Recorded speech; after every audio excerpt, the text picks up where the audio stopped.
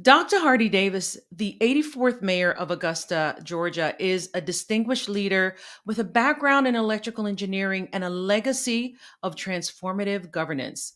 He secured $178 million from the bipartisan infrastructure law, championing sustainable projects like the Georgia Cyber Innovation and Training Center, the largest municipal solar project in the state, and substantial reductions in unemployment rates. His visionary approach extended to the launch of Green Augusta, a climate action plan, and significant investments in alternative fuel vehicles and clean city facilities.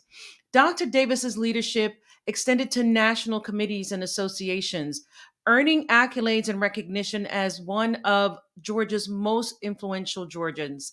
During this episode, you'll learn what he enjoyed the most about being a member of the Georgia legislature and mayor of Augusta, what prompted him to launch a consulting business after his political career, what it has taken to transition from being a public figure to being an entrepreneur, the similarity between being a mayor of a city and being the mayor of a CEO, actually, of a large corporation, his mindset shifts, and what is on his bucket list.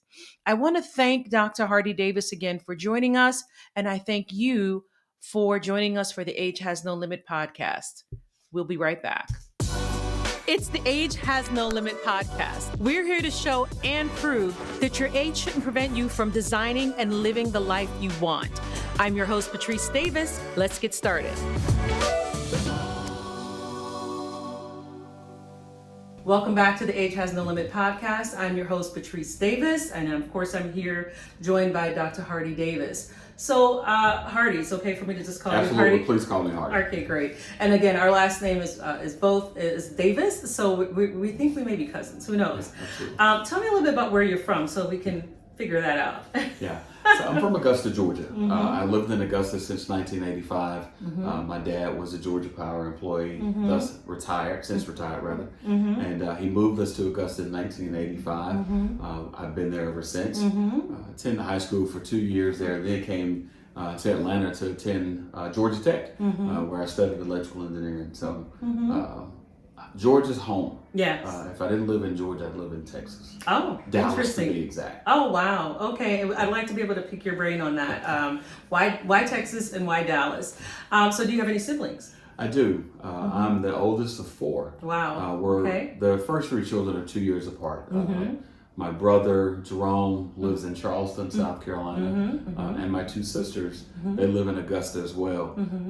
The two bookends, oldest child, youngest child, we're both engineers. Oh, wow. Okay. We're both engineers, and we're all very close as a family. The two middle children were most alike. Oh, wow. Okay. And, they chose interesting careers. My brother, he went into education. My sister, Janet, she's an accountant. But I, along with my sister Karen, we're both engineers. Okay, now what specific area in engineering? I'm an electrical engineer, and she's an environmental engineer. Oh, wow. Okay, great. And so you started your career in engineering. Was there any other occupation that you had at that stage, or went straight into engineering? Well, I went straight into engineering after graduating. I co-oped.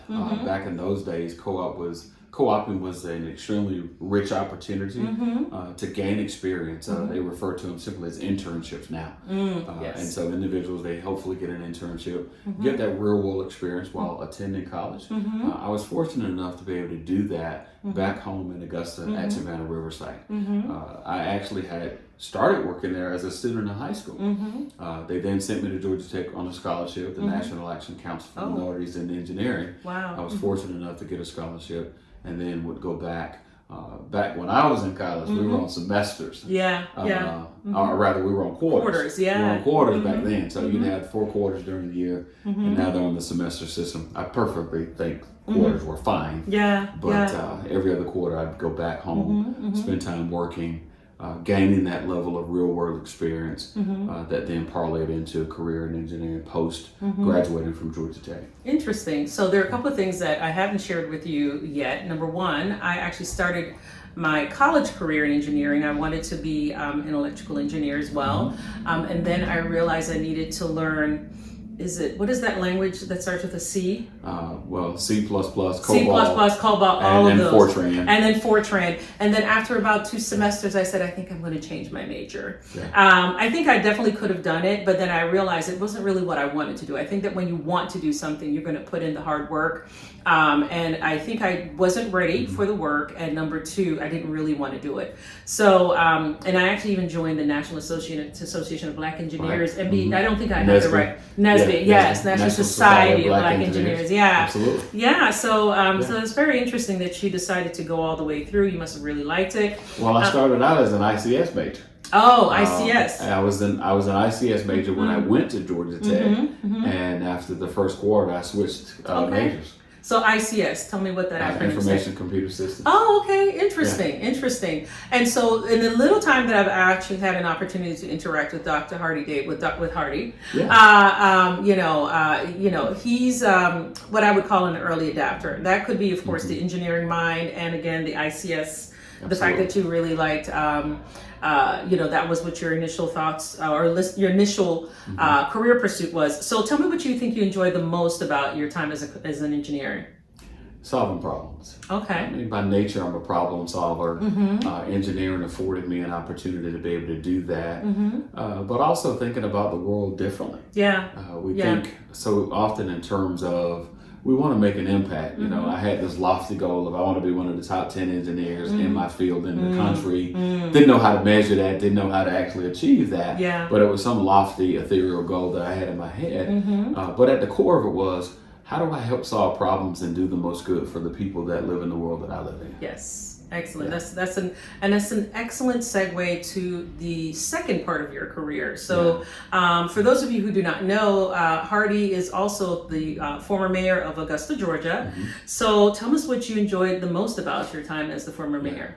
Well, being the mayor of Augusta, Georgia's second largest city, which many people didn't know as well, and now the cybersecurity capital of our nation, it gave me an opportunity to continue to solve the challenges that cities are faced with. Cities are more than, make sure the trash gets picked up, make sure, polices are there and all of the things. Cities are much different than that. They truly are laboratories of democracy. Yeah. And it gave me an opportunity, post my experience in the legislature. I actually spent 8 years in the legislature. That's right. Prior to becoming the mayor of Augusta. And it was another way for me to solve problems, the real world problems of our day, whether it's the challenges of how do we make sure that we're moving people efficiently, how do we incorporate smart technology and innovation into how we deliver those services, but also doing it as efficiently and effectively as possible. Again, solving problems. I mean, your city of 207, almost 210,000 people. Yeah. Everybody's got a problem. Exactly. And everybody wants their problem heard. Yes. And then solved. Exactly. Notwithstanding the 2,800 employees Yeah. that were a part of our organization as well. And so those things were important to me, and they continue to be important today. When I think about something else that maybe we did talk about or share is that during that period of time, and even to this day, I founded a church in Augusta that I'm pastoring as well. So I've always been in what I call the people business. People ask me, well, how does a preacher become a politician? Who happened to be an engineer? Yes. I get asked that often. Yes, because there's the thinking about engineers, and there's sometimes they're very, very they love to solve problems. They're into whatever equipment it requires to solve the problem, or whatever technology, or whatever it is they're using to solve the problem, and maybe less so on the people side. And that's what was different about me. I love being around people. On my terms. Yes, on your terms, exactly. On my terms. But you can't do anything of significance without human capital. Without people. And you've got to see people and meet them where they are. And I can say this, God graced and gifted me to be able to do that.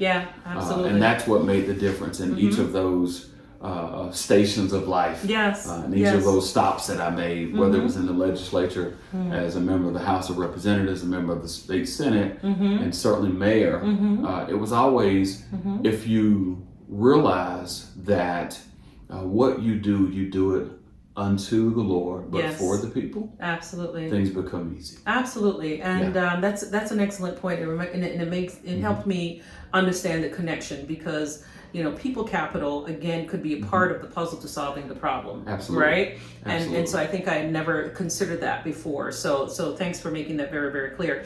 And thanks for reminding me that you actually did serve in the Georgia legislature. And you clarified it was indeed on the House side, and then also on the Senate side. So you've seen, you understand the how things work, right? In government, and certainly also in the private sector. Absolutely. So very, very unique points of view, and then also and also I would say the church. Of course, just wonderful experience.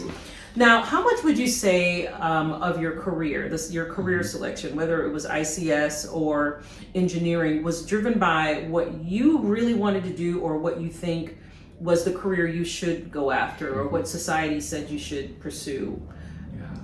Well, for me, it was always what I wanted to do. My mom wanted me to be an attorney. In high school, I was on the debate team before we moved to Augusta. I started the debate team at the school that I attended in Augusta, and she thought I was going to be an attorney and a preacher. Oh, wow. Okay. And, interestingly enough, I was having breakfast with my mom and dad just a few weeks ago, and they were talking about that. Well, I told her you were going to be a politician. That's what my dad said. Yeah, wow. Based on me being in the debate team, they saw me in action and the things that were happening. But the reality of it is, I always chose what I would want to do. The things that motivated me, the things that even to this day that motivate me. That doesn't mean that I haven't had tremendous mentors in my life, both male and female, people who care genuinely. But I've always been focused, but more importantly, disciplined enough to say, this is what I want to do. That's what I absolutely do not want to do. Okay, excellent. Just knowing what you don't want to do and knowing what you want to do makes it so much simpler. Now, tell me about your journey and what caused you to either redesign your life, because now you are also the owner of your own consulting firm. So you've started a business. Just tell me a little bit what what facilitated that transition, or what were some of the ideas behind that transition? For me, life, when you're taking this faith walk through life, you go through so many different experiences. Me coming out of office on January 1 of 2023, that's 16, almost 20 years of my life that's been invested in what we refer to as public service. And knowing that I needed a break, I needed to recalibrate, knowing that I didn't want to go sit in an office for 40 hours a week, or let alone 65 hours a week. That was very important for me to just recalibrate, to reflect on my life thus far and those experiences. And so in that period of time, especially in the first 3 months of this year, I'd already started multiple businesses before. And so I knew how to do that. But it was really about, what did I want to do? How could I continue to make an impact in this season of my life, beyond personal transitions, professional transitions? It really was, take time, don't rush into anything.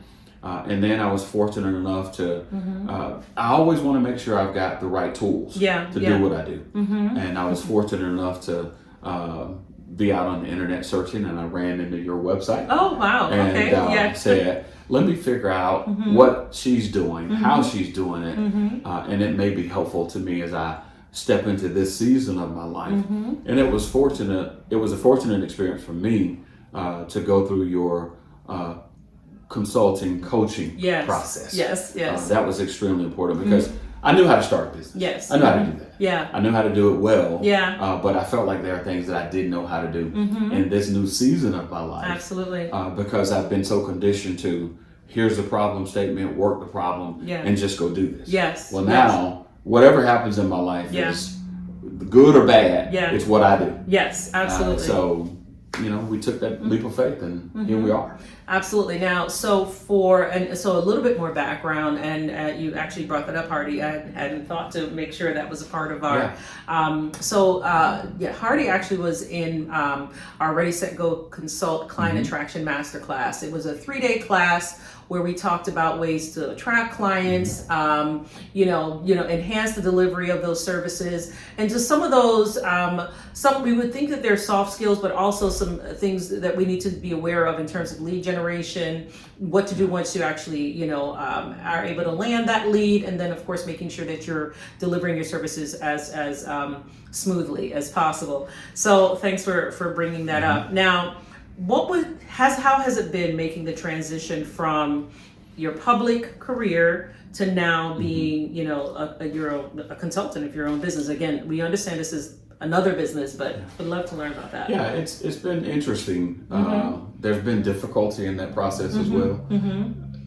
One, because I've had such a diverse career. Yeah. And it's how do I parlay those experiences into good work, meaningful work, impactful things that you not only make a living, but you can continue to do good in the world that you live in. Absolutely. And so for me, that's been, somewhat circuitous. It's been a journey. Just identifying who would I want to say, I can do this for you. Absolutely. And add value. Absolutely. And so the first 3 months, again, of this year, January to really March, all I did was rest and travel, rest and travel, rest and travel to recalibrate. And in earnest, we started making phone calls to people that I either knew or had come across and offered a set of experiences and services. And so it's been wonderful in the early stages. It's just being consistent and in pursuit of the broader goals of, how do I set short-term goals of here's where I want to be both personally, professionally, but also financially in 3 months. Absolutely. Here's where I want to be 3 months later. Absolutely. So I took the quarter approach and said, I'm going to set short-term goals. In the first 3 months, I want to be making this amount of money. I want to double that 3 months from now. Absolutely. That's where we've been. And it's been interesting in terms of how we are arriving at that place. Yeah, and as you're describing that, I have to think about just the amazing amount of experience that you bring to the table. If I am, and I'm not sure exactly who your target market is, but I'm thinking about just the, you have the legislative experience, the, I don't want to call it city management, but certainly, absolutely. It is city management experience. And then of course the engineering experience. There's so much that you bring to the table that, it's a great place to be, I think. The thing that, and I was having this conversation just a few days ago with some friends, we oftentimes think about Tim Cook, CEO of Apple. We think about Jeff Bezos. We think about Ross Brewer. All of these individuals, Howard Schultz, who are leading major companies. And what I've shared with people really across the country in my experiences is that mayors are America's new CEO. We're leading organizations that are just as large as, if not larger than some of the businesses, because the nation's economy thrives off of small businesses. You are a perfect example of the nation's economy from a small business standpoint. But as mayors, we are disruptive leaders. We're dynamic leaders. As the mayor of Augusta, Georgia's second largest city, I oversaw a budget of $1.9 billion. 2,800 employees. You've got major companies that are not that big. Absolutely. And so those things are meaningful experiences, but they give you a lens into how things should work and could work. But all too often, people just view elected officials as politicians. The truth of the matter is, I'm leading an organization that does not keep you up at night unless something terrible happens. Absolutely. You're not getting the phone call. God forbid this happens. Ed Bastian's not staying up at night. Unless a plane crashes. Exactly. Oh wow. Okay. I'm gonna get called. Every time. All the time because, I still got trash outside. Exactly. Ed Bastian, by the way, is Delta Airlines CEO. Right. Ross Brewer, I forgot. Walgreens, yes. Formerly Starbucks. That's right. I should Starbucks. know who Roz Buer is. When I heard that she was going to be taking over Walgreens, I was cheering her on. Absolutely. And so he's named a few CEOs. Of course, many of us know Jeff Bezos, and of course, Tim Cook, Apple's current CEO. But one of the things that's really interesting is that as a mayor, right, you are not only navigating, again, city management, but then there are legislative considerations. Absolutely. There are political considerations. There's public opinion, right? And most CEOs aren't going to have to, public relations. Yes, maybe the legislative limitations on what they may or may not be able to do in their home state, or maybe other states, or maybe even across the world, depending on what markets they're going into. So those are considerations that CEOs have, and you're absolutely right. As a mayor of a city, you do also have those considerations, but I would say maybe would you say some certain restrictions? Well, you've got restrictions, but again, I parlay that into a broader conversation about what the new American CEO looks like. Those names that I mentioned, they don't worry about getting stopped in Walmart. Yeah. They don't worry about getting stopped in Sam's. Yeah. Like, you're such and such. Yeah. I'm that guy. Yeah. But can I talk to you about this? Exactly. They're always going to want to talk to you. They're always going to want to talk to you. Yeah, those that I mentioned, they don't have to worry about being talked to about those things. Exactly. Absolutely. Wow, that's interesting. I'd never thought about that. Now, what are the mindset shifts that you've had to make from public service to now running your own consulting business, this specific business? I think there are similar mindsets from the standpoint of you have to deliver every single day. You have to be on. Yeah. And my previous role as mayor, I was on 24/7, 365. Yeah. In this new life, this new season of life, I'm on, but I don't have to be worried about the phone calls. Yeah. I don't have to be worried about showing up and always being alert and being completely present. Yeah. In this season of life, the mindset shifts have been more directive towards how do I want to live the life that I've tried to help create for other people. Yeah, absolutely. And now live that life myself and get the vast benefit of everything that I've done as a grace gift to help others. Yeah. How do I now take those experiences and allow it to be a meaningful life for me on this side? Yeah. Not only being more of a strategic thinker, but the collaborations that I need to engage in now are somewhat similar, but extremely different than my time as mayor. Yeah. My time as mayor, everybody wants to take a phone call from the mayor. Yeah. Now I am the former mayor that you still call mayor. Yeah. And my call is going to be different. Yeah, absolutely. I'm the person on this side who's saying, here's what I can do to help your city be better. Absolutely. Here's what I can do to help your organization be better. Yeah. And so that's been a completely different mindset. Because now I have to tell people how amazing I can be for you. Exactly. As opposed to you thinking, oh, well, he's amazing. Yeah, absolutely. Now, here's my question. How much has being a politician who's had to have run campaigns prepare you for this new side, so to speak? You're now on a different side. I'm sure that's helped in some ways. It helps. It helps because you understand, especially during the campaign cycle, you can't stop. Yeah. Wow. I remember visiting my uncle once while he was at Fort Gordon, which is now called Fort Eisenhower. It's our nation's cyber center of excellence. It's there in Augusta. And I saw a sign in one of the barracks that said, in striving for excellence, there is no finish line. Yeah. Wow. And so even now, I have that mindset that every day I want to be excellent. But how do you do that? You have to be efficient. Yes. You have to be effective in your pursuit of that. And every day you're continuing to do that. Yes. And so that's the thing that has kind of really driven me. That you're in pursuit of excellence every single day, whether you are representing yourself, whether you're representing someone or some organization. Absolutely. But more importantly, you're representing God.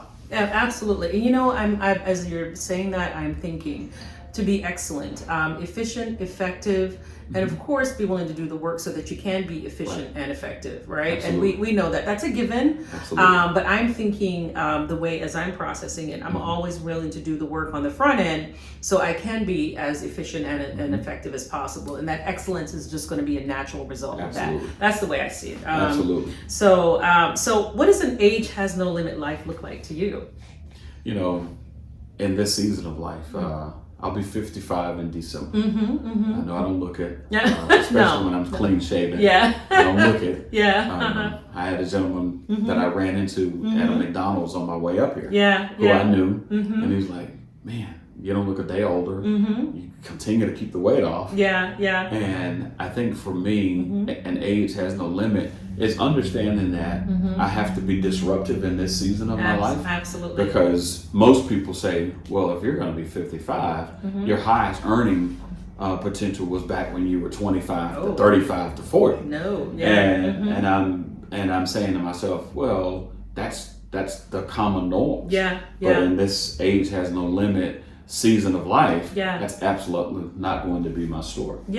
And you know, one of the things that I've learned as a result of doing this podcast is that I wouldn't say most, but quite a few people actually succeed in their 40s, 50s, maybe late 50s, maybe even their early 60s, because maybe they've been building a career or maybe doing what it is that they love, 20s, 30s, while they had their quote unquote regular job. But as I mentioned in one of our most recent podcasts, what is that author that wrote Beloved? I can't remember her name. I should know that.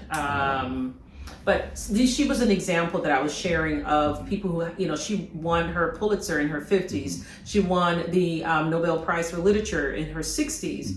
I should know her name. Toni Morrison. One of my favorite authors. And so that was just an example. Of course, she's an author, but when it comes to business titans, right, there are business titans that are also in their 50s.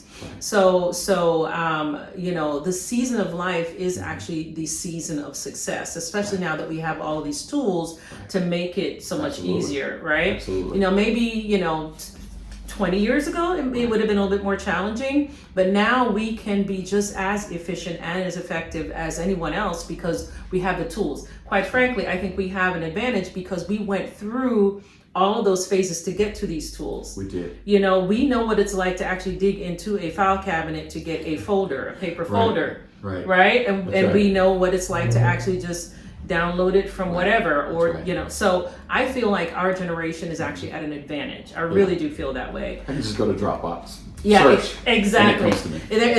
There we go. Or send a file so that that person can send it to me in my Dropbox. So we don't have to dig into file cabinets anymore. So we're very happy about that. So do you have a bucket list? My bucket list is a short one. I've got a 5-year goal that I want to do in 3 years, where I want to be. And that puts me at, let's just say 61. Yeah, absolutely. And I want to travel, which I've done a lot of that already. But I've got a series of places that are on my list. Brazil is still on my list. It's like at the top of my list. I want to go to Canada. I've never been to Canada. Wow, okay, interesting. Which is just right up the street. Right up the street. It's just right up the street. But I want to go to China as well. Yes. I've got a partner who's got a project over in Seoul, Korea. And I want to go there. I've spent some time in the Middle East. And Africa is at the top of my list, particularly Ghana. And there's some missions work that we do in West Africa, Liberia. But I've not been there. They've come here, but I've not been there. So those are things that are at the top of my list. They all involve travel, but also people that I want to get to know better. Yeah, absolutely. And so travel, if y'all have heard any of my other episodes, I'm always talking about travel. Your girl loves to travel, and I'm glad to hear that that's also on your list as well. And I'm sure you have absolutely traveled quite a bit, not just in the U.S., but of course internationally. So what are the next 2 items on your bucket list that you plan on pursuing? Again, I think the 2 most immediate items are fully establishing the consulting practice. And establishing that across the country. Yes. Again, we're primarily focused on the East Coast now. I'd like to move. I've spent some time prospecting out west. And I've got some broad relationships. And so I'd like to do that. And then, again, intersperse travel not just for business, but I think I've heard you say this multiple times. Yes. I can be anywhere in the world. Yes. Yes. And I want that to really be what it looks like going forward. Absolutely. Yeah. Wow. So, maybe one of the next times that we have a conversation, you may be in Seoul, Korea, enjoying the destination, but also, facilitating that relationship, that business relationship that you just described. Well, I really, really thank you, Hardie, for sitting with us, sitting with me, sharing a little bit more about your life, talking, just helping us understand what an age has no limit life looks like for you. And I just want to thank you for joining us. I'll say this. Thank you so much for inviting me into your viewing audience. I want to remind you that age has no limit, and only if you take the limits of your life off. Now, how's that for some amazing insight? He mentioned the similarity between being a mayor and now running his own consulting company, with having to always be on. He also shared some of the differences between being mayor of Augusta, Georgia, and being a new consultant. I also found it interesting when he said he has to think more strategically. He is a former public figure, and thinking strategically is almost a part of the job description. But certainly he's thinking strategically about his life in a different way. And so it's in a reminder that we always have to be thinking several steps ahead about how we want to live our lives. There are many more nuggets of wisdom and just insight, as I've said before. And I really love the fact that he was pursuing being excellent. He's always pursued being excellent, and that he's actually being disruptive in this season of life. That was a very interesting way of describing, taking a different approach, leaving the public sector, and now, of course, running his own business. But overall, I hope you enjoyed this episode and you were able to learn a little about what it's like to be in public office and then shift to being an entrepreneur. I think that Dr. Davis is truly redesigning his life. In fact, sounds like based on his experience, he's redesigned it 2 to 3 times successfully. So I think he's another great example that indeed age has no limit. Thanks for listening to the show.